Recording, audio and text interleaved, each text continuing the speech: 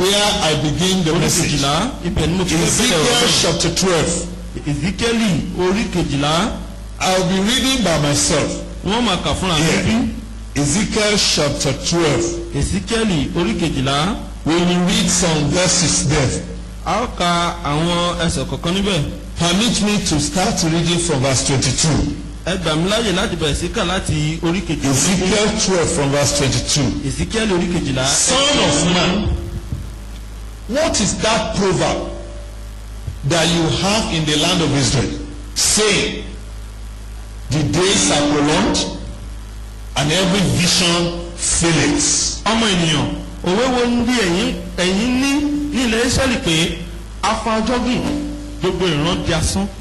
Tell them therefore, thus says the Lord God, I will make this proverb to cease. Amen. And they shall no more use it as a proverb in Israel. But say unto them, the days are at hand, and the fate of every vision. Nítorí náà, wí fún wọn pé báyìí ni Olúwa Ọlọ́run wí, èmi ó jẹ́ kí òwe yìí dẹ́kun, wọn kì yóò sì pa á ní òwe ní ilẹ̀ Ísírẹ́lì mọ́, ṣùgbọ́n wí fún wọn pé ọjọ́ kù sí dẹ̀dẹ̀ àti ìmúṣẹ gbogbo ìran. For there shall be no more any vain vision, no flattering divination within the house of Israel. Nítorí kì yóò sí ìran asánmọ́, kì yóò sì sí àfọ̀ṣẹ tí ń poni nínú pọ̀ ní ilẹ̀ Ísírẹ́lì. For I am the Lord, I will speak, and the word that I shall speak shall come to pass. Amen. It shall be no more prolonged. For in your days, O house of Israel, I will say the word, and I will perform it, says the Lord God. Nítorí èmi ni Olúwa, èmi ó sọ ọ̀rọ̀ tí èmi ó sọ yóò ṣẹ, a kì yóò fàágùn mọ́. Nítorí ní ọjọ́ yín ọlọ́tẹ̀ ilẹ̀ ni èmi ó sọ ọ̀rọ̀ náà, èmi ó sì ṣe é ní Olúwa wí.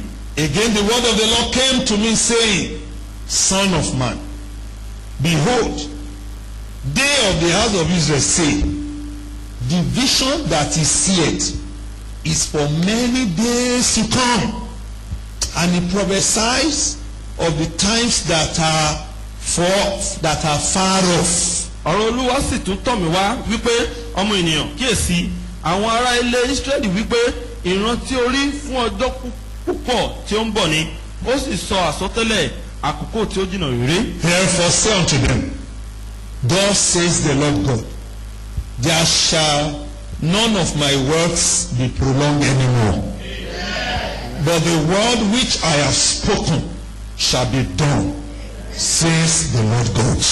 Nítorí náà wí fún wọn pé báyìí ni Olúwa Ọlọ́run wí, kò sí ọ̀kan nínú ọ̀rọ̀ mi tí a ó fàgùn mọ́, ṣùgbọ́n ọ̀rọ̀ tí mo ti sọ yìí yóò ṣẹ ni Olúwa wí.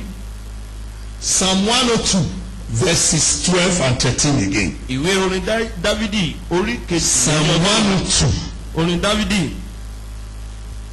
Psalm 102. Orin Dávidi orí kejìlé ní ọgọ́rùn-ún. Let's read. We will read 2 verses. A ó ka ẹsẹ̀ méjì ìpínlẹ̀. And I want you to take note of that. Mo sì fẹ́ ká tiẹ̀ wá wo eléyìí dáadáa. Are we all there? Ìjà tí gbogbo wa ti wà mẹ́bí. Psalm 102. Orin Dávidi orí kejìlé ní ọgọ́rùn-ún. Are we there? Ṣáàtì wà ń bẹ̀. Okay. Let's read together all of us verses 12 and 13. Ẹ jẹ́ ká jọ kà papọ̀ gbogbo wa. Want to go? But thou, O Lord, shall endure forever, and thy remembrance unto all generations. Thou shalt rise and have mercy upon Zion, for the time to favor her. Yea, the set time is come. That is the word of God for us. Ọ̀rọ̀ Ọlọ́run fún wa ní. Thou will arise. Wọ́n yóò dìde. And have favour, you show favour to Zion. Wọ́n yóò sì fi àánú wo. Excuse me, why? Ilẹ̀ Síónì kí ló dé?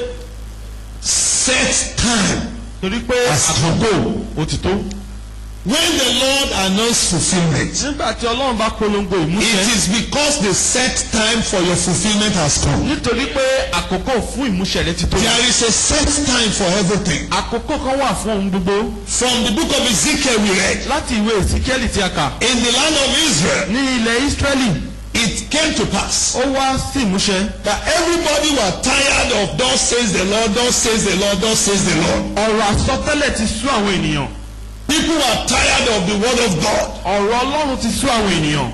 People say if it is the Lord who has spoken, àwọn ènìyàn sọ pé tó bá yẹ pé Ọlọ́run ló sọ̀rọ̀. forget about it. ẹ gbàgbé ẹ̀. They say why? wọ́n ní kí ló dé. He said it may not come to pass. torí pé ó lè má wá sí ìmúṣẹ ni. And even if it will come to tí pass, ó bá tiẹ̀ tún wá sí ìmúṣẹ. it's too prolonged. ó máa ń pẹ́ jù. Do you know that that is the situation the church is now? ǹjẹ́ ẹ mọ̀ pé ìpele tí ìjọ wà nìyí. Church is becoming weary. ìjọ ó ti ń rẹ ìjọ. People begin to think in the church that God is slow àwọn in performing what he wants to do. ó wá jẹ́ èrò àwọn ènìyàn nínú ìjọ pé Ọlọ́run máa ń lọ́ra láti mú ọ̀rọ̀ rẹ̀ ṣẹ. God is slow. Ọlọ́run máa ń lọ́ra. When God make promise, nígbà tí Ọlọ́run bá ṣe ìlérí. they say he may not come in time. wọ́n máa ń sọ pé ó lè má wá sí ìmúṣẹ kẹ́kẹ́. God is slow. Ọlọ́run ń lọ́ra. When will he come? ìgbà wo ni yóò dé. You better make another alternative. ó dára ká tẹ̀ wá wá ọ̀nà mìíràn.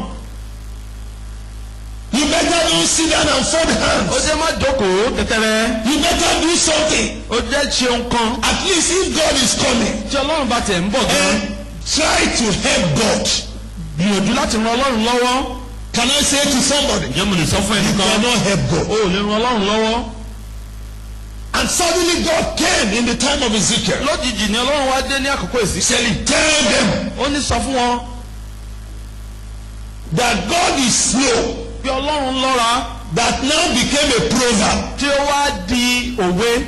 That proverb will cease. wípé irú òwe bẹ́ẹ̀ yóò di From this moment, láti àkókò yìí. there shall be no prolongedness of what I have said. kò ní sí ìlọ́ra àbí ìfàgùn lórí ohun tí mo bá ti sọ. I want to say to somebody mo here, fẹ́ sọ fún ẹnìkan níbí. what God has said concerning you, ohun tí Ọlọ́run ti sọ nípa rẹ. it look prolonged, ó dàbí ẹni pé ó pẹ́. but it is not. ṣùgbọ́n kò ń ṣe kó pẹ́. It's because you don't know the set time. torí pé o mọ àkókò ni. You don't know the set time. o mọ àkókò fún ni. When a woman is pregnant, tí obìnrin bá lóyún. there is a set time for her delivery. àkókò wà tó yẹ kó bí. Even technology devised a machine that could predict the time. ìwádìí ìjìnlẹ̀ ó fi hàn wá wípé ó lè sọ àkókò tó yẹ kí They obìnrin can bí. only predict. ó kàn lè sọ àkókò They don't know the time. ṣùgbọ́n kò mọ àkókò. Are you with me? ǹjẹ́ o wà pẹ̀lú mi bí? The physician will tell you plus or minus certain weeks. They only suspect. They don't know the actual time. àwọn oníṣègùn òyìnbó wọ́n kàn sọ pé títí ọjọ́ àbí bí ọjọ́ báyìí wọ́n kàn lè sọ̀rọ̀ nípa rẹ̀ ní ṣùgbọ́n wọ́n lè sọ àkókò gangan. But you see, a pregnant woman could be worried. Is that also? ẹ mọ̀ pé aláboyún ó lè Ẹsẹ̀ bẹ̀rẹ̀ tó sí ní í ṣe wàhálà wípé kí ló ń It ṣẹlẹ̀. should have, the time supposed to have come. ó yẹ kí àkókò I tó. wonder who told her. Was she there when the Lord was doing it? mi ò mẹ́tò sọ fún ṣọwọ́ bẹ́ẹ̀ nígbà tí Ọlọ́run fi síbẹ̀. Has it happened to any pregnant woman like that before? ṣé ó ti ṣẹlẹ̀ sí aláboyún bẹ́ẹ̀ rí bí? It has happened to my wife before. ó ti ṣẹlẹ̀ sí wọn rí sí ìyàwó mi rí. This thing should have come. ìkíní This yẹ and kó wà ó that. yẹ By kó the wà. calculation, this and that. She will still say, let's pray again. wọ́n ní ẹjẹ́ ká gbàdúrà sí. She will still say, okay, maybe you drive me around. Maybe by the time there is jiggy. Lie. No problem, no. kò sí ìṣòro kankan. But we will feel that maybe there is one problem. a máa rò pé bóyá ìṣòro Excuse wà. me, what is the problem? kí ni ìṣòro yìí? We are ignorant of what? Of the set a time. jẹ́ aláìmọ̀kan àkókò fún. And when some people are ignorant of set time, nígbà tí ọ̀pọ̀lọpọ̀ ènìyàn bá sì jẹ́ aláìmọ̀kan àkókò anything. ohunkóhun ni ó lè ṣe. Is that also? bẹ́ẹ̀ jẹ́rọ. A pregnant woman could look for somebody to induce her by force. Abi? aláboyún lè wá ẹni tí yóò fún ní abẹ́rẹ́ àbí ohunkóhun tí ó lè mú bí ọmọ yìí.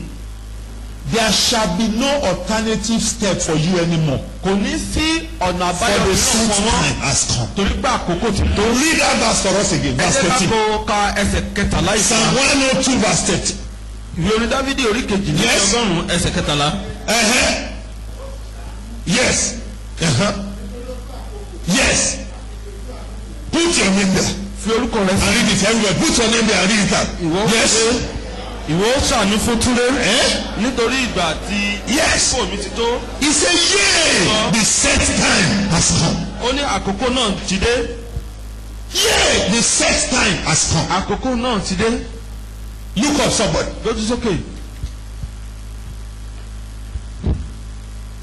The only one that know the set time for fulfillment of everything in your life is God. ẹnìkan ṣoṣo tó mọ àkókò tó tọ́ fún ohun gbogbo tó lè wá sí ìmúṣẹ nínú ayé rẹ òní ọlọ́run.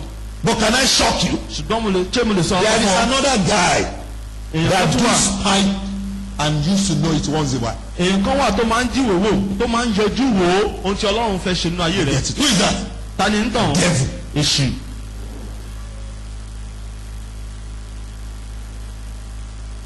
The real man, the real one, the original, the architect of all life that know the set time for everything to be fulfilled is God the Almighty. ẹni ọ̀hún gangan ẹni tí ó tiẹ̀ ti ṣe ìbuwọ́lù àkókò tó yẹ kó tọ́ nínú ayé rẹ òní ọlọ́run. But there is a thief ṣùgbọ́n olè kan wà. who come to Baba's table ẹni tó máa ń wá once sí a while tábìlì bàbá lẹ́ẹ̀kọ̀kan to check. tó máa ń jí wò. Who is that? ta ni ń tàn? Eh? And the unfortunate thing is that ohun tó wá ṣe ní láàánú níbẹ̀ ni pé God set time. ọlọ́run ṣe àkókò náà. The God set time. ọlọ́run ṣe àkókò náà. Àkókò tọ́lọ́run dá yẹn, ok which is not known to you. tí kò tí ì di mímọ̀ fún ọ. The thief already knows it èṣù ti mọ̀ olè náà ti mọ̀. and mobilize his troop ó tẹ̀ tí wàá kó àwọn ènìyàn rẹ̀ to resist it. láti ẹ̀ tí wàá dá lọ́wọ́ kọ́. Am I saying something to somebody? ìjà mò ń sọ nǹkan fún èèyàn kan What bí. is it kí ni òun náà that could make set time to be prolonged? tó lè jẹ́ kí àkókò kó di fífàgùn. Who is telling me now? ta ló lè sọ fún wa. Eh? Number one, alákọ̀ọ́kọ́ the devil. èṣù.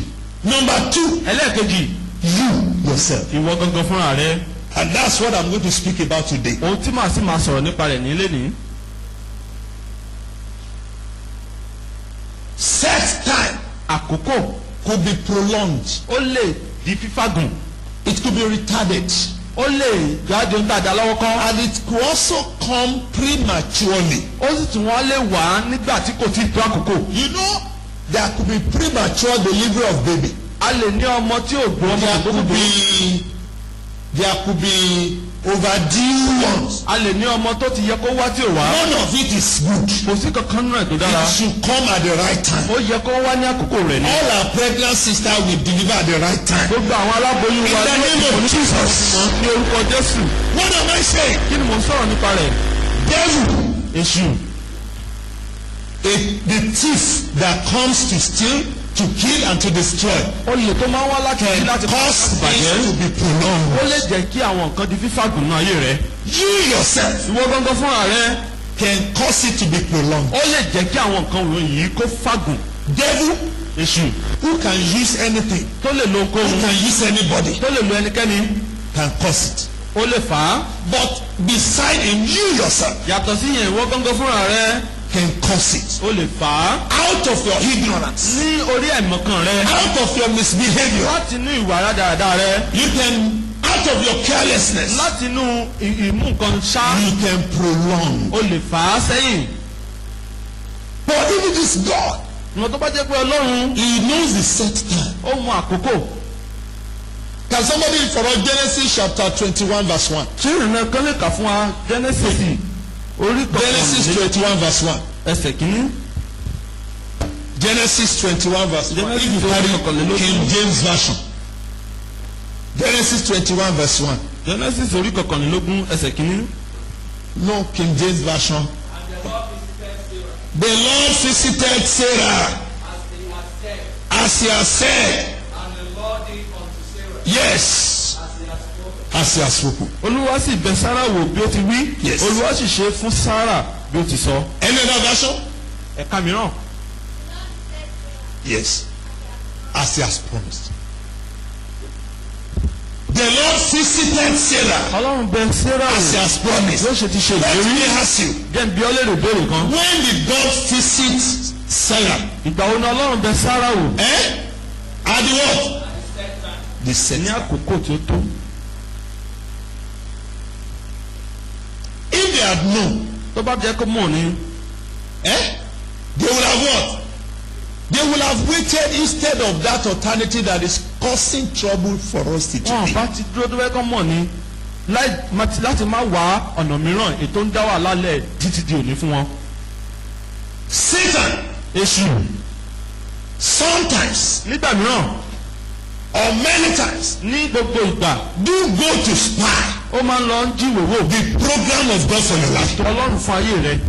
Very unfortunate. ó wá ṣe ní láàánú. Those are the programs that you yourself you are not aware of. àwọn ètò tó jẹ́ pé wọ́n gangan fúnra rẹ̀ ò mọ̀.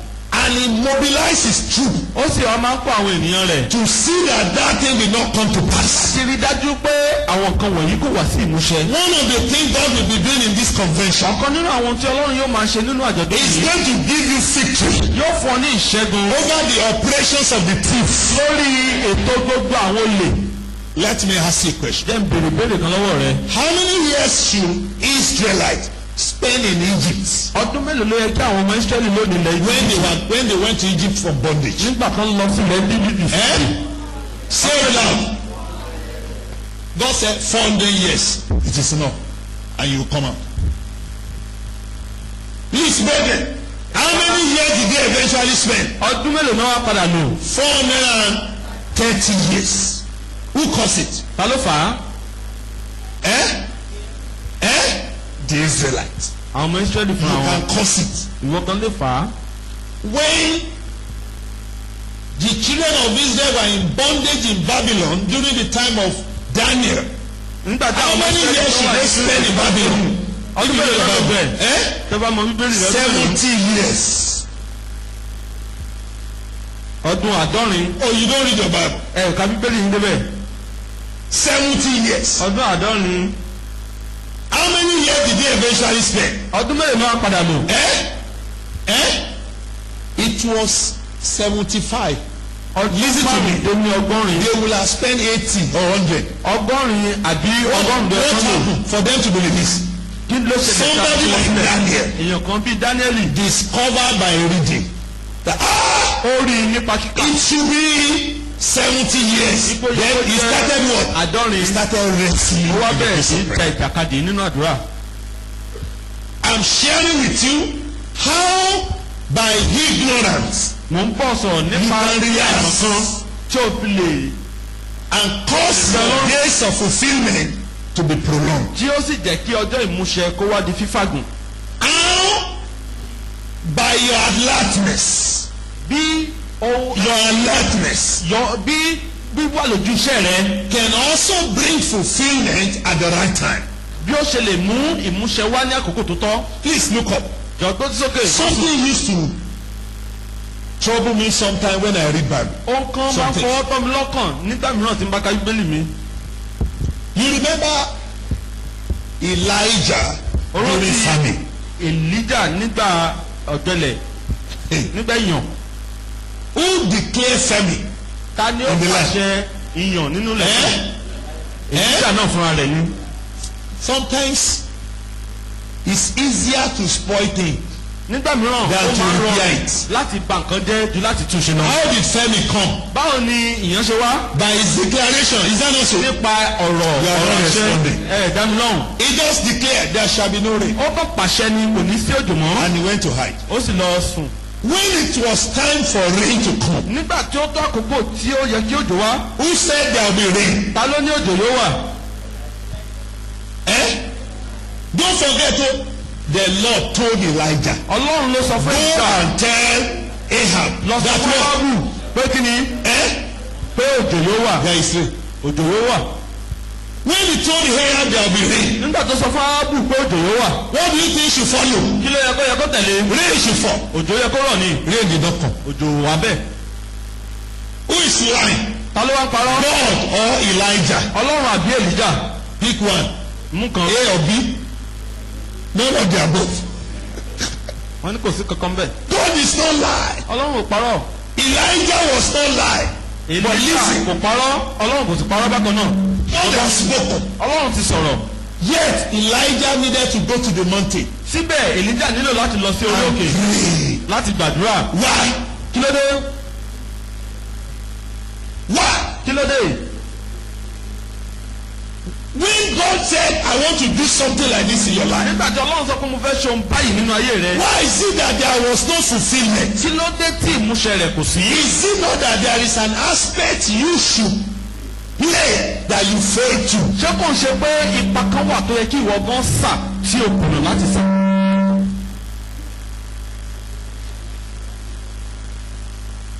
Did you hear that?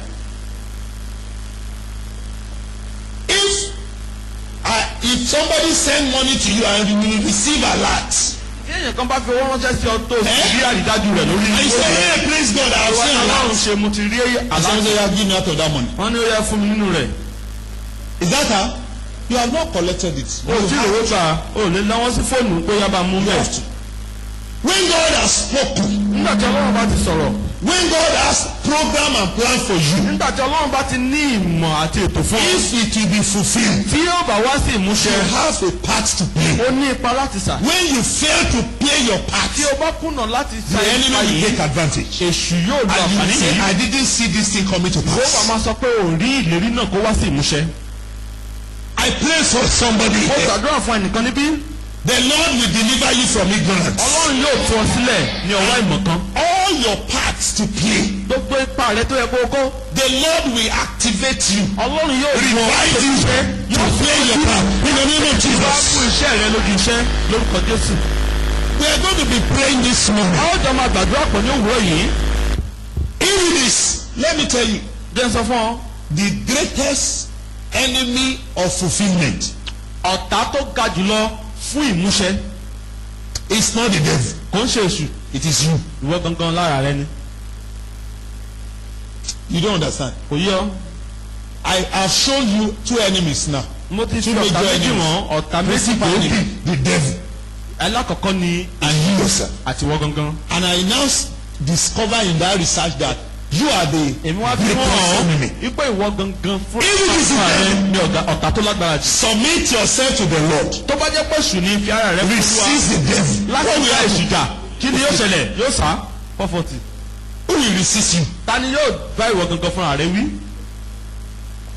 If by your own belief you refuse that thing to come to pass, nípa You ìgbàgbọ́ are the rẹ one. tó bá jẹ́ pé o kọ̀ láti bá if by èṣù. prayerlessness you do not allow it to come to pass, you are tó the jẹ́ one. pé nípa àlègbàdúrà rẹ ni ìwọ náà fúnra rẹ ni. There is a set time. àkókò wà fún. Now let me digress a little and say this. ṣé wọ́n á sáré yẹ̀ bá díẹ̀ kí wọ́n á When sílé the yìí. set time has not come, nígbà tí àkókò tí a yàn tí ó bá ti tó do anything. kò sí ohun tó lè ṣe. You will only cause trouble for yourself. ó kàn tiẹ̀ wá dá wàhálà lẹ̀ fúnra rẹ ni. Are you with me? ǹjẹ́ o wà pẹ̀lú mi bí? When there was famine in Bethlehem of Judea, nígbà tí ìyàn wà ní Bethlehem ti Judea everybody stayed. àwọn èèyàn náà They dúró endured it. gbogbo ènìyàn ló dúró láti faradà á. And when the time came, nígbà tí àkókò náà set tó time, what àkókò happened? náà tó God suscited them. Ọlọ́run bẹ̀ wọ́n wò. But here is our brother and his wife. ṣùgbọ́n arákùnrin kan wà àtìyàwó What did rẹ̀ they do? kí náà ṣe They pack up. wọ́n kó jáde kúrò níbẹ̀ As they go, bí wọ́n ṣe ń lọ they will come back. bẹ́ẹ̀ náà ṣe máa But padà unfortunately, ṣùgbọ́n ó they ṣe did fún not come the way they left. wọn ò padà bí wọ́n ṣe lọ Reduced. wọ́n ti kéré sí i. She said, don't call me Naomi again. ó ní ẹ má pè mí ní Naomi mọ́. What's the meaning of Naomi? kí ni ìtumọ̀ Naomi? Pleasant.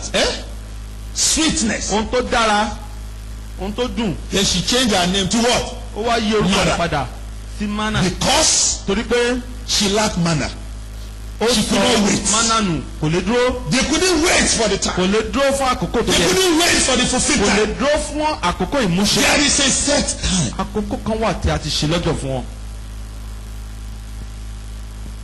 The only problem you have now, ìṣòro kan ṣoṣo tí o ní which is the problem of every woman being, tó jẹ́ ìṣòro gbogbo ènìyàn or many, almost all, ọ̀pọ̀lọpọ̀ ènìyàn ló ní ìṣòro is yìí. that we don't know that time. ó ní wípé a ò mọ àkókò That's yìí. what you have been saying. Okay, when will it be? ìdí nìyí tí o fi ń pariwo pé When ìgbà will wo it gan be? ni yóò jẹ́ ìgbà wo gan ni yóò When will jẹ́ it be? ìgbà wo gan ló fẹ́ jẹ́ When will it be? ìgbà wo gan ló fẹ́ jẹ́. You cannot wait. o ò lè dúró mọ́. You can't be patient o ò lè ní sùúrù. because you are ignorant. torí pé o jẹ́ aláìmọ̀kan. That Baba has set time. pé ọlọ́run tiẹ̀ tí wàá ní.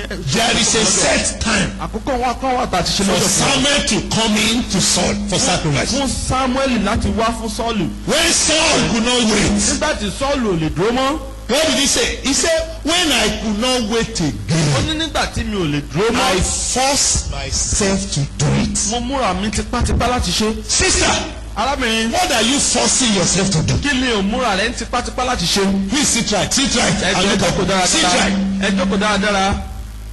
What are you forcing yourself to do kí ni ò múra rẹ̀ ń tipátipá láti ṣe. when it is not yet time? nígbà tí kò tí ì tó àkókò. The Bible said, bíbélì sọ wípé as soon as he finished the end of sacrifice, ọlọ́run ṣe bí ó ṣe parí ìrúbọ náà tán. Samuel arrived. Samuel dé. Samuel said, Samuel wá sọ pé you have done foolishly. ó ti wù ó pè. May God deliver you from foolish step. kí ọlọ́run kó tú ọ sílẹ̀ lọ́wọ́ ìṣiṣẹ́ òpè lórúkọ Jésù. Because you cannot wait. torí pé o kò lè dúró.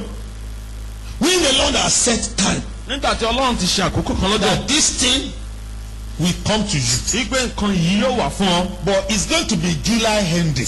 ìparí oṣù keje ní. But do you know you can look at it and see it with somebody?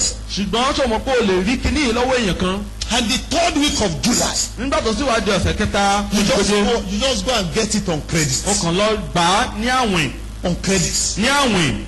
The money you will not be able to pay. owó tí ò ní lè san. And God has proposed that by July ending, ọlọ́run sì ti ṣe lẹ́gbẹ̀ẹ́ I will pé bring your way. nígbà ẹ̀yìn oṣù keje ń tí ẹ wá. you took it by credit. owó àgbà láwìn.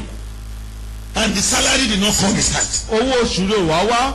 And they came to arrest you with police. wọ́n wá fi ọlọ́pàá láti wá gbé ọ. You are embarrassing yourself. ó wá ń fi ara rẹ̀ pa. When your own is coming, nígbà tí tiẹ̀ sì ń bọ̀. because you don't know the appointed time for it to be fulfilled. torí pé o mọ àkókò tó tọ́ fún nǹkan yìí láti wá sí ìmúṣẹ. This morning, ní àkókò the Lord will deliver you. ọlọ́run yóò tú ọ sílẹ̀. There is hasty spirits. àwọn ẹ̀mí kan wà tó máa ń runi sókè. Hasty. àwọn ẹ̀mí tó máa ń runi sókè. ẹ̀mí ìkánjú. Ìkánjú. Hasty spirits. ẹ̀mí ìkánjú.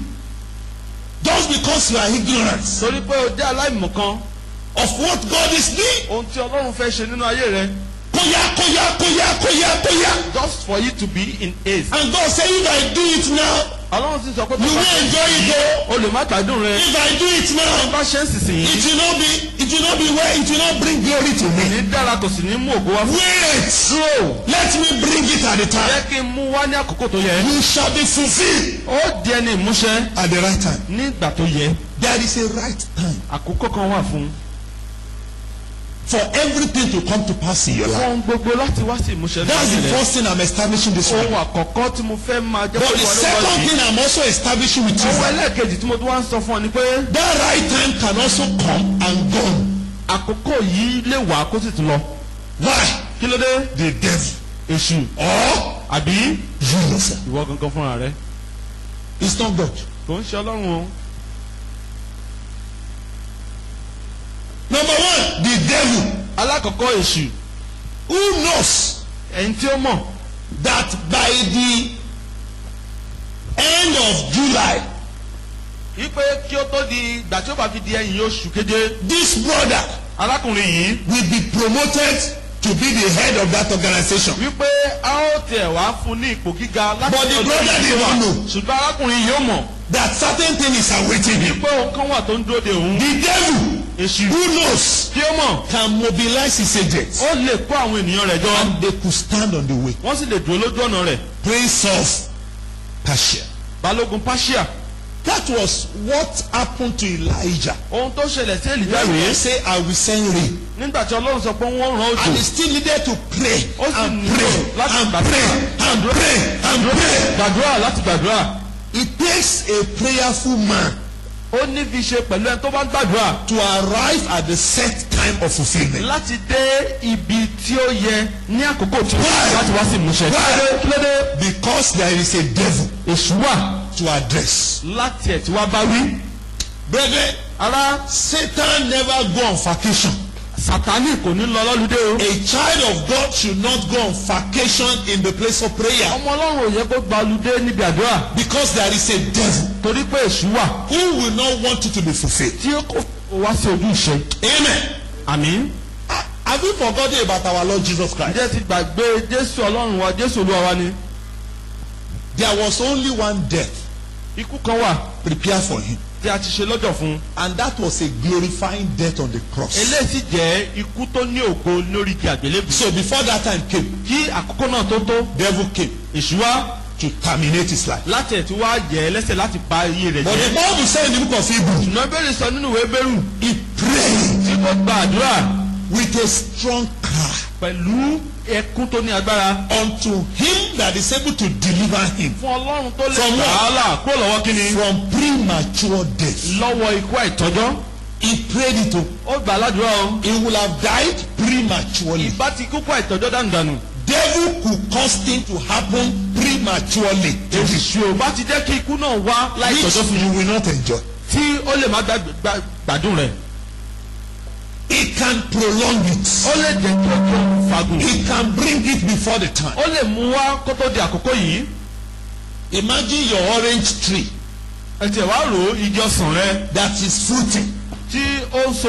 and by the grace of God, it is by August you should begin to enjoy orí it. ọ̀fẹ́ ọlọ́run oṣù kẹjọ ló yẹ kó bẹ̀rẹ̀ sí But by gbádùn rẹ̀. July ending, ṣùgbọ́n nígbà tó wá di oṣù keje one wind come, big, and ìjì kan wá everything wá fall down. ó wá jẹ́ kí gbogbo ẹ̀ jábọ́lẹ̀. Can you enjoy it? ǹjẹ́ olùgbádùn rẹ̀ bí?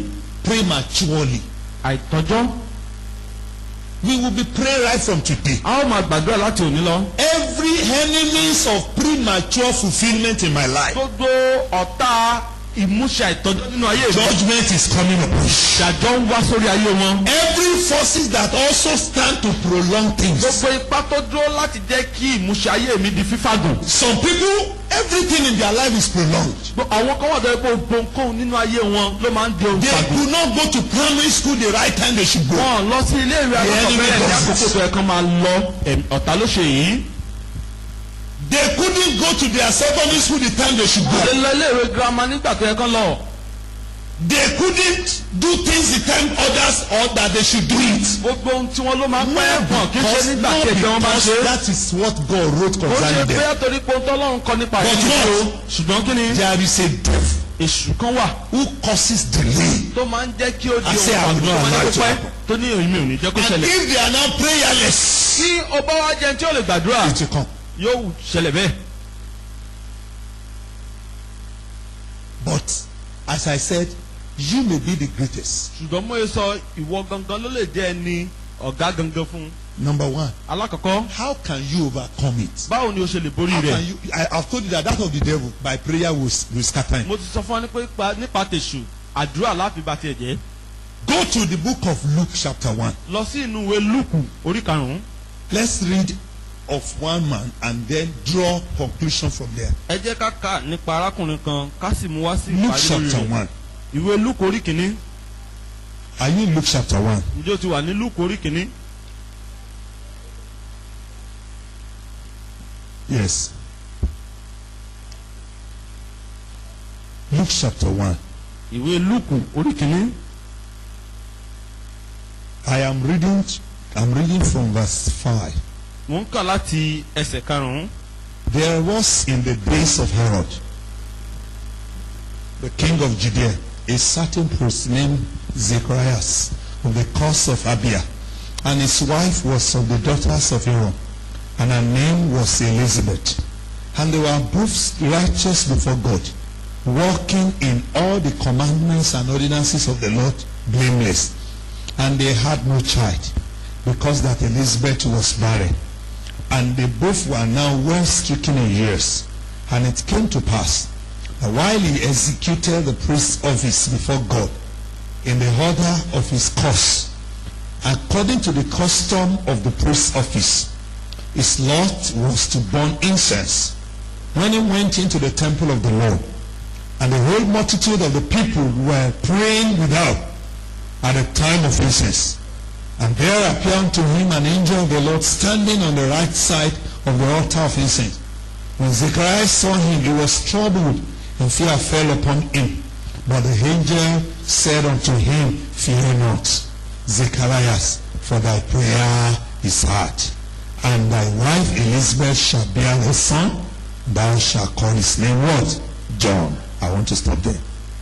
You know the story. You know the story. Praise the Lord. Hallelujah. I want to draw conclusion from that passage.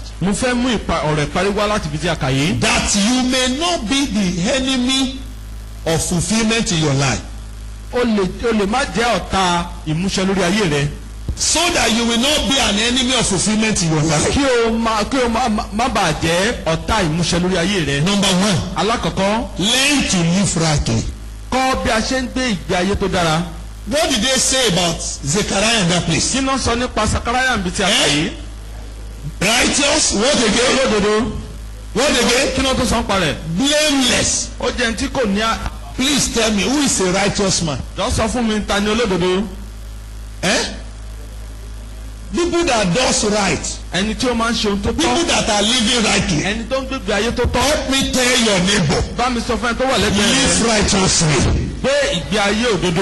Tell him again, live righteously. The Bible said, if we pursue good things, who will be against us?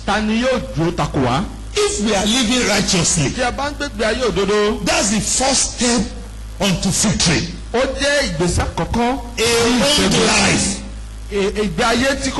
is a trap for you.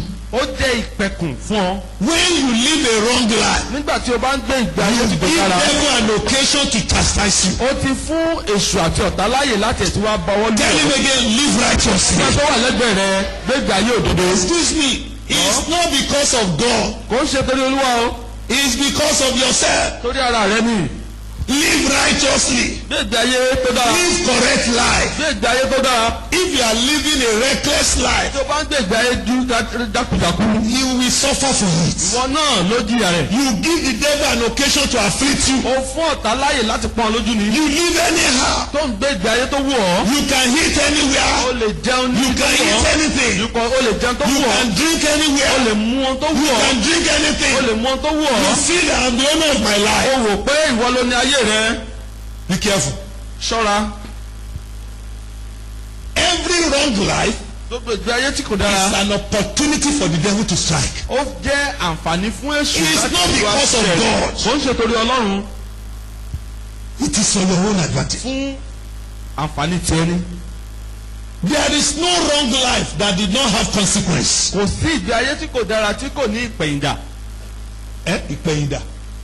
Consequence.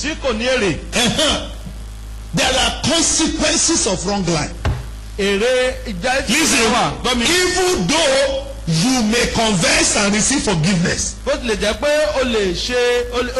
them you will still suffer for it. Zechariah, blameless, righteous, keeping the commandment of God. So whatever happened, that the baby has not come in time, that one is known to who? To God. It wasn't his own fault. So the first thing is that we should withdraw our own case from the case and let God be glorified. Live correctly. Live correctly. Live correctly. That the devil may not be able to take advantage of your life. Let your Christian life be transparent. Don't live a shady Christian life. Don't mingle yourself with the world. The Bible says, friend of the world is an enemy of God. Yes. Friend of the world is an enemy of God. ọ̀rẹ́ ayé ó jẹ́ ọ̀tá Ọlọ́run. Be careful. ṣọ́ra. Be careful. ṣọ́ra. Because that will be your trouble. torí pé eléyìí yóò jẹ́ ìṣòro fún ọ. You know, there are some people that stop some habits not because they were born again. ṣé àwọn pọ̀pọ̀lọpọ̀ wà fẹ́ pé wọ́n dẹ́kun láti máa wu ìwà kan kò ń ṣe torí pé wọ́n ti di Some àtúbí. people stop smoking ọ̀pọ̀lọpọ̀ wọ́n fi when they could not enjoy their heart again. nígbà tí wọ́n tẹ̀ wá gbádùn Some stop drinking beer àwọn kan wọ́n fi when it is beginning to affect their nígbà tí ó body. bẹ̀rẹ̀ sí í ṣe àìlera fún ara wọn. They are not born again. kò ń ṣe pé wọ́n ti di àtúbí. But maybe medical advice. ṣùgbọ́n bí a torí pé wọ́n ti sọ fún wọn nípa Maybe ìlera medical advice. torí pé wọ́n ti sọ fún wọn nípa How ìlera. much more you that you now say you are a Christian? báwo ló ṣe wá You are jẹ́ still nípa free to ìwọ́tajọ drink pé kristiani anything. yẹn o ní àǹfààní láti mú ohun tó wù ọ́. Some will even be arguing it. àwọn kan wọ́n tẹ̀tún á máa ṣe àwítúnwí asán lórí eléyìí. There is nothing bad in drinking. wípé kò sí ní tó bàjẹ́ It is nípa ká mú. too much that God did not want. àmupara rẹ̀ ni Ọlọ́run kò fẹ́. May God cause you to repent. kí Ọlọ́run kó jẹ́ kó lè ronú kúròdà. Because torí pé it will have effect on you. yóò ní ipa lórí ayé rẹ̀. I'm praying for you. mo ń gbàdúrà fún ọ. You will live a correct life. ó gbé ìgbé ayé tó dára. There is no wrong to life without consequence. kò sí ìgbé ayé kankan tí kò dára tí kò ní èrè. Yes. No matter how little. kò ní Praise the Lord. bó ṣe kéré Sit tó. right everybody. ẹ jókòó No dáadáa matter gbèmí. how little. kò ní fi ṣe bí kéré tó. How little. kò ní fi ṣe bí kéré tó. And then you will ask yourself, ó wà bẹ́ẹ̀ lọ́wọ́ ara rẹ̀. what is in that? kí ló wà nínú eléyìí. I remember when we were children, mo ti gbé gbàtà wà kékeré. we used to follow our daddies to monthly meeting a máa ń tẹ̀lé bàbá wa lọ sí. in the church. You know Ìpàdé there are oṣooṣù. different group in Anglican church. wọ́n So, ní oríṣiríṣi my daddy belonged to a group, ẹ̀ka. a society. They call them Ẹgbẹ́ Èrò Mímọ́, the group of the group of righteous people. Holy righteous people. people. Every month, ní oṣooṣù. first Sunday of every month. ìjọ ìsinmi àkọ́kọ́ ní First oṣooṣù. Sunday of the year, we normally start it with their Atauja of Osogbo. Is the one that we host. ọjọ́ Then ìsinmi everybody. àkọ́kọ́ nínú ọdún a máa ń ṣe pẹ̀lú ọba. When they discuss finish in the meeting, nígbà tí wọ́n bá ti ṣe ìjíròrò tán eating will start, ìjẹ yóò bẹ̀rẹ̀ and then there will be a drinking. mímu yóò sì nù tó I tẹ̀lé. remember we have some clergymen there. a ní ọ̀pọ̀lọpọ̀ When it is time to Ọlọ́run drink. tó bá ti fẹ́ mu mímu They will remove their collar. wọ́n yọ ike ọrùn wọn Put it in kúrò the pocket. wọ́n fi sápò. Then we children, àwa tá a jọmọ kékeré they used to feed us with palm wine. wọ́n fún alẹ́ mímu 1 month, ní oṣù kan they fed us with palm wine. a mú ẹmu And it yóò was dáadáa in the tán upstairs. ó sì jẹ́ lókè. You know those upstairs that their staircase was plank. ẹ mọ̀ àwọn ilé olórí òkè tó jẹ́ pé step wọn igi náà fi ṣe. The step was going down up, and we were rolling from there. We didn't come down again. We were rolling. step yìí wá bẹ̀rẹ̀ sí ga wọn kú lójú wa á bẹ̀rẹ̀ sí yí ètò ìyẹ ká sọ̀kalẹ̀. So if anybody is telling me, I say there is nothing bad in palm wine. nọ́mbà sọ fún mi pé kò sọ tó bàjẹ́ nínú ẹ̀ mú. I will tell you that you don't understand yourself. àwọn sọ Praise fún ọ pé God. The say ṣebí is ordinary tonic. wọ́n sọ pé ṣèbí ẹmu lásán ni It's Ọlọ́run ló a dà. poisonous tonic. ó jẹ́ ohun tí kò dára tó sì jẹ́ ewu fún ọ. You don't need to be debating all this thing. a ò nílò Some of you will even say even Jesus a ó sọ fún ẹ pé Jésù kan Turn rẹ̀ water. ó sọ omi to 3-3. di ọtí. Even those who produce cigarettes, àwọn tí ó ṣe sìgá gan they said wọ́n sọ bẹ́ẹ̀ pé you are liable to die young. o lè kú ní kíákíá. You only thought that ṣebí it's one day that will kill someone. ìwọ kan wá rò pé ṣèbí kú kan ní ó pààyàn. But let me say to you, lọ́jọ́ kí n sọ fún ọ. if you die before your time, you die unfulfilled. tí o bá kú kó tó di àkókò rẹ o kú ikú tí o And if it is as a result of all the things you are drinking, tó bá sì wá jẹ́ pé èsì àwọn tó ń mu tó ń jẹ ni ó kù sí ọ lọ́wọ́. may God cause us to repent. tí Ọlọ́run jẹ́ kí a lè rú Zechariah, Sakaraya righteous, ó jẹ́ olódodo. keeping the lost commandment. ó wá mú ó mú àṣẹ Ọlọ́run ṣẹ. After the Bible says, after we have done the will of God, nígbà tí a bá ti ṣe ìfẹ́ we Ọlọ́run only tán need patience a nílò sùúrù and wait. láti dúró. and say my God is coming. láti sọ pé ọlọ́run mi ń bọ̀. My God is coming. ọlọ́run mi ń bọ̀. My God is coming. ọlọ́run mi ń bọ̀. Anybody can point any accusing finger ẹnikẹ́ni lè and say náwó sí maybe ọ. it's because of his sin. pé bẹ́ẹ̀ àtòrí ẹ̀ṣẹ̀ Maybe it's because of his. But by the time we look at Maybe- say praise God. nígbà tí wọ́n bá wúra rẹ̀ ó lè sọ pé mo yin ọlọ́run. That ó sì was fi the rẹ̀. rest they have. ìfọkànbalẹ̀ tí sakaraya ní nílé yìí. Sin is enough to give you upset of mind. ẹ̀ṣẹ̀ ó tó láti fún ọ ní ìpòrúru ọkàn. As we enter into the convention this year, bí a ṣe ń wọnú àjọ̀dún tọ́jú. live correctly. gbé ìgbé ayé tó dára. And the last thing I want to say is that ohun tó wá gbẹ̀yìn tí mo fẹ́ sọ fún ọ ni pé. have a consistent, violent prayer life. ní ìgbésí ayé àdúrà tí kò ní ìsinmi tó tẹ̀síwájú. So that that one will take care of whatever the enemy are doing. kí eléyìí lè dojú ìjà kọ gbogbo tí èṣù lé nípa. Don't be casual. má kàn jẹ́ èèyàn kan lásán. Be prayerful. jẹ́ ẹni tó ń gbàdúrà. Tell your neighbor, be prayerful. sọ fún ẹ tó wà lẹ́gbẹ̀ẹ́ rẹ jẹ́ ẹni tó ń gbàdúrà. Excuse me, who can testify to the power of prayer? Wave your hand. ẹ jọ ta ló lè jẹ́rìí sí agbára àdúrà. Thank you, sir. náwó rẹ sókè ẹ ṣe o.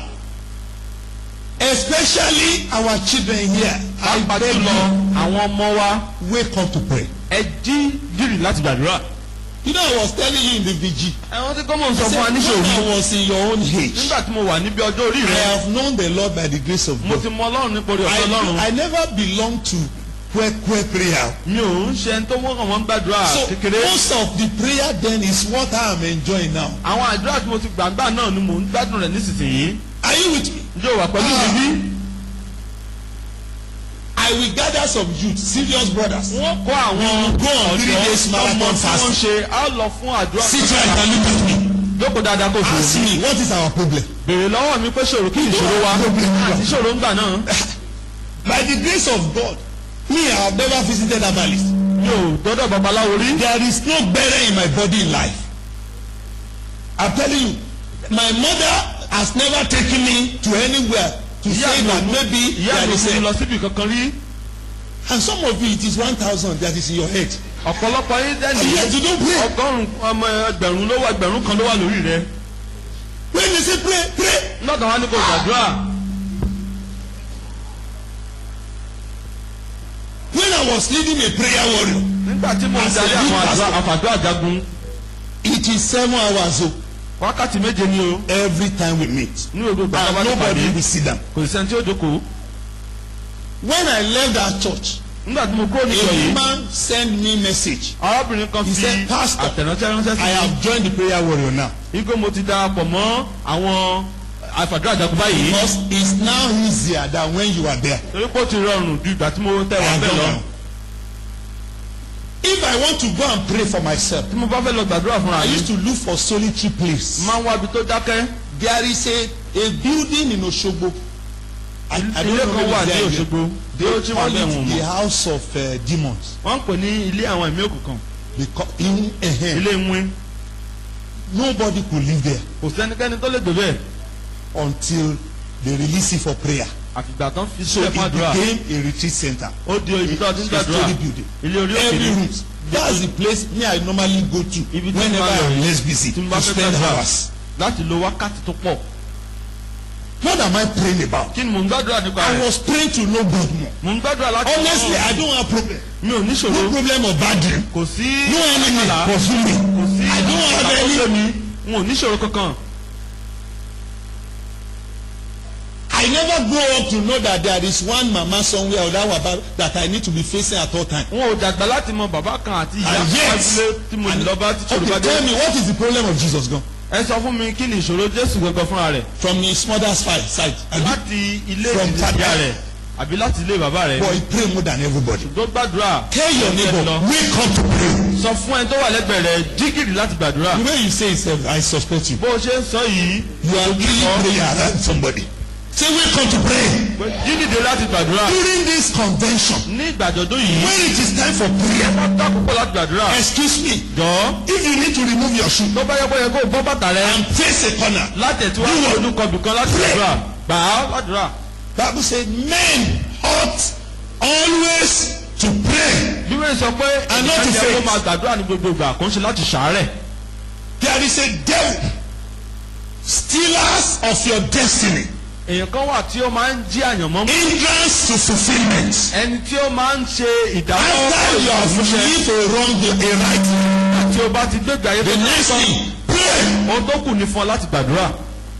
That's why I say live a right life nítorí mo sọ fún wa pé gbégbé ayé tó dára and pray. kó o sì gbàdúrà. Somebody can deceive somebody. èèyàn kan lè máa tan ara yẹn jẹ But ara don't ẹni deceive jẹ yourself. inú ẹ̀wọ̀ gangan má tan ara rẹ jẹ. A brother will drink ogogoro, arákùnrin kan yóò mu ògógóró tán and when he's coming, tó bá ń bọ̀ he will be putting on tom-tom. yóò àmọ́ jẹ̀pà yóò mọ̀ mú yóò mọ̀ látọ̀mtọ̀m Tom-tom. yóò mọ̀ látọ̀mtọ̀m. Excuse me, who is he deceiving? ẹjọ́ ta ló ń tàn He is deceiving ó himself. ń tan ara rẹ̀ ni. Tom-tom cannot finish quenching the effect of ogogoro in the body. tọ̀mtọ̀m tó ń la yìí The di pa iṣẹ́ ogogoro ògógóró in nù rẹ̀ blood ògógóró tó ti mú will it affect my own body? ǹjẹ́ yóò wá pa ara tèmi lára bí kò lè pa lára. It can't. It's just by mercy. nípa àánú nìkan ni. We are going to be praying this morning a jọ máa gbàdúrà ní òwúrọ̀ yìí before we do our family ká tó Thanksgiving. bẹ̀rẹ̀ sí ṣe ìdúpẹ́ ẹbẹ̀ bí. Let God láti wá bẹ ọlọ́run the set time àkókò tó tó for things to be fulfilled in my life. fún àwọn kankan láti wá Must not sí ìṣẹ̀lẹ̀ be ayé mi altered. kò gbọ́dọ̀ di pé Listen to me. àfàágùn tọ́ mi. When a set time of something is altered, nígbà tí àkókò fún kankan bá ti tó ó tún di bóyá o. When somebody should marry nígbà tó bá yẹ kí èyí and ṣe the set ìgbéyàwó time for marriage is altered, tí àkókò ìgbéyàwó bá I tó wá don't know ṣe anything that can happen mi ò mọ tó lè ṣẹlẹ̀ sí except by mercy. àfi nípa àánú. Stand on your feet dìde lórí ẹsẹ̀ rẹ as you pray together this a sì morning. jọ máa gbàdúrà papọ̀. Set time has come. àkókò náà ti tó The time to favor Zion has come. àkókò láti bojú. Yeah, the set time. That's what the Bible àkókò náà says. ti tó èyí ni bíbélì The sọ. meaning of that is that yes. Is it not in your Bible? ṣé kò sí The bíbélì time to rẹ favor me has àkókò come. láti bojú rere wò mí ti tó. He said, yeah, set ó ní time. bẹ́ẹ̀ ni àkókò náà ti tó. Which one should we pray èwo about kan lẹ́yìn first? ká gbàdúrà nípa rẹ̀ báyìí. Ogun ara ẹni kékeré ní battle tóbi of ṣe. self. Ogun ara ẹni. battle of self. Kí ni ogun àkọ́kọ́ tá à ń gbé ti ara ẹni? what is the first battle against Ogun ourselves. ìgbé ayé tí ò ní túmọ̀. Battle Àìṣedéédé. of reckless life. Kò lè gbàdúrà. you can't pray. Kò lè ka Bible. you cannot read Kí the ló wá Bible. jẹ́ Kristẹni sí? why are you now a Christian. Ẹ jọ̀ọ́ ṣé o lè gbẹ́bọ? please can you carry concussion. can you carry concussion. Ṣé kọ̀ọ̀kan ṣọ̀nà? Ẹ bọ ni. sacrifice. Ìyá kọjá kọ̀ọ̀kan. O ò lè gbẹ́bọ, o ò lè. you cannot carry sacrifice. Lórúkọ Jésù ò ní bá wọn gbẹ́bọ. in Jesus name you will not carry sacrifice. Ṣùgbọ́n gbogbo tó bá gbà la máa fà. but we give unto this anything that it will take. O ò ní bá wọn gbẹ́bọ. you will not carry sacrifice to them. Wọ́n wàá gbàdúrà gbàyọrí. successful Iṣẹ́ prayer. èèyàn kan ló máa pray fún ẹ. it's not anybody will not pray for you. Iṣẹ́ èèyàn kan. nobody will pray for you. Bẹ́ẹ̀ jẹ́ pray for me. that please pray for me. So, because some of them, the choir, I asked them to fast yesterday, just to 12. Some of them were calling today, this and that, I've been eating, and I told them, I said, all right, ẹni tí ò bá lè gbà wẹ̀ kí Túndé bá wọn gbà ká wá lọ fún ní míìkì tó máa fi gbà ǹjẹ́ ní míìkì tẹ́ máa fún. Don't let anybody deceive you. Nobody can fast for you. Nobody can pray for you. Like you yourself. bí ìwọ gangan fúnra Àbí rẹ. àtàrà ẹ̀ gangan ni. you are going to pray with yourself. Excuse me, who caused it to happen to Anna? ta ló jẹ́ kó ṣẹlẹ̀ sí Anna. Anna or Eli? Anna abeli. Anna fúnra Because rẹ. what did Eli do? kékeré ni wọ́n sọ. What you say? kí ni Eli sọ. Let it happen to you. ohun tó sọ kó ṣẹlẹ̀ sọ. tẹ́lẹ̀ sọ rèé. If she did not say anything, kọ́. tí o bá sọ ohunkóhun ní ṣẹlẹ̀ sí. Pé madam kó rí fún ẹ gẹ́gẹ́ bí n tó sọ o. arábìnrin let it be unto Tó you. bá jẹ́ nǹkan tó sọ ní kíni. if Ìsọkúsọ ló sọ sílẹ̀ bó ṣe wá sí ni ẹ. nonsense will happen to you. You say nothing, tó o sọ nothing nǹkan happen. kò sí nǹkan tó ṣẹlẹ̀. You say something, ó sọ nǹkan something will happen. nǹkan ó You ṣẹlẹ̀. say great thing, ó sọ tó dára Great thing happen. ohun tó dára yóò ṣẹlẹ̀. please pray. gbọ̀gbàdúrà Say Lord, ọ̀pọ̀ olúwa deliver me tú mi sílẹ̀. from